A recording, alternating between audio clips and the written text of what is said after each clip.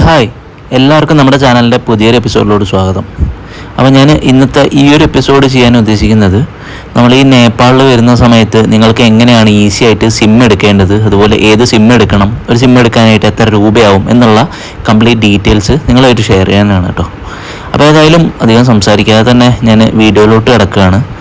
ആദ്യം തന്നെ നിങ്ങൾ ഈ നേപ്പാളിലോട്ട് വരുന്ന സമയത്ത് ആലോചിക്കേണ്ട ഒരു കാര്യം എന്ന് വെച്ചാൽ, നിങ്ങൾക്ക് നേപ്പാൾ എയർപോർട്ട് വഴിയാണ് വരുന്നതെന്നുണ്ടെങ്കിൽ എയർപോർട്ട് സൈഡ് തന്നെ ആയിട്ട് നിങ്ങൾക്ക് ഇഷ്ടം പോലെ സിം വിൽക്കുന്ന കടകളൊക്കെ കാണാൻ പറ്റും. പക്ഷെ നിങ്ങൾക്ക് അവിടെ നിന്ന് തന്നെ എടുക്കേണ്ട ആവശ്യമൊന്നുമില്ല. കാരണം നിങ്ങൾ എവിടെയാണോ സ്റ്റേ വരുന്നത് ആ സ്റ്റേന് തൊട്ടടുത്തായിട്ട് തന്നെ കാണുന്ന ഏതെങ്കിലും ഒരു മൊബൈൽ ഷോപ്സിൽ പോയി കഴിഞ്ഞാൽ ഞങ്ങൾ ഈ എടുത്ത പോലെ നിങ്ങൾക്ക് വളരെ ഈസി ആയിട്ട് തന്നെ സിം എടുക്കാൻ സാധിക്കും.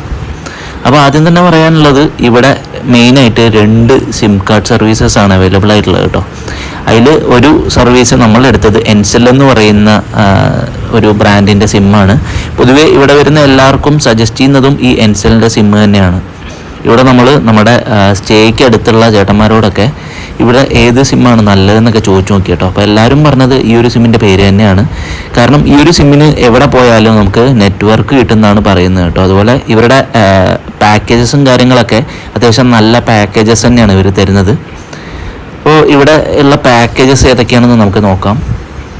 അപ്പോൾ ഈ കാണുന്നതാണ് ഇവിടുത്തെ പാക്കേജ് ഷീറ്റ് വരുന്നത് കേട്ടോ. അപ്പോൾ ഇതിലായിട്ട് നമുക്ക് ഏകദേശം 399 രൂപ കൊടുത്തു കഴിഞ്ഞാൽ നമുക്ക് 8 GB ഡാറ്റ നമുക്ക് മൊത്തമായിട്ട് കിട്ടുന്നുണ്ടാവും. അപ്പോൾ അത് നമുക്ക് അതിന് പ്രത്യേകം വാലിഡിറ്റി ഒന്നുമില്ല. എനിക്കൊന്ന് 1 മാസത്തെ വാലിഡിറ്റിയാണ് ഇതിനുള്ളത് കേട്ടോ. അപ്പോൾ അതുകൊണ്ട് തന്നെ നമ്മളിവിടെ ഒരു ഷോർട്ട് ട്രിപ്പൊക്കെ അടിക്കുകയാണെങ്കിൽ നമുക്ക് ഏറ്റവും ബെസ്റ്റ് എന്ന് പറയുന്നത് ആ ഒരു പാക്കേജ് തന്നെയായിരിക്കും. നമ്മളെടുത്തതും ആ ഒരു പാക്കേജാണ്.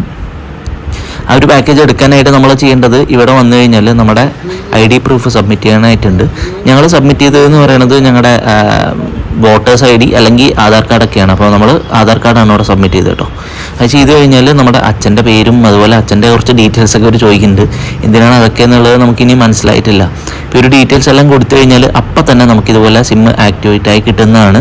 നമ്മുടെ നാട്ടിലത്തേക്കെ പോലെ കുറേ ടൈമൊന്നും വെയിറ്റ് ചെയ്യേണ്ടതില്ല ആക്ടിവേഷനായിട്ട് കേട്ടോ. നമ്മൾ സാധാരണ സിം എടുത്തു കഴിഞ്ഞാൽ അറ്റ്ലീസ്റ്റ് ഒരു 1-2 മണിക്കൂറൊക്കെ വെയിറ്റ് ചെയ്യേണ്ടതായിട്ട് വരുന്നുണ്ട്. പക്ഷേ ഈ ഒരു കേസിൽ, ഇവരുടെ കേസിൽ നമുക്ക് അതിൻ്റെ ഒന്നും ആവശ്യമില്ല. സിം എടുത്തു കഴിഞ്ഞാൽ അപ്പം തന്നെ നമുക്ക് നമ്മുടെ മൊബൈൽ ഫോണിലോട്ട് ഇട്ട് യൂസ് ചെയ്യാവുന്നതാണ്. അപ്പോൾ ഏതായാലും നേപ്പാളിലെ കൂടുതൽ വിശേഷങ്ങളും ഇൻഫർമേഷൻസും ഒക്കെ ആയിട്ടുള്ള അടുത്തൊരു വീഡിയോ ആയിട്ട് കാണാം. അതുവരയ്ക്കും എല്ലാവർക്കും ബൈ ബൈ.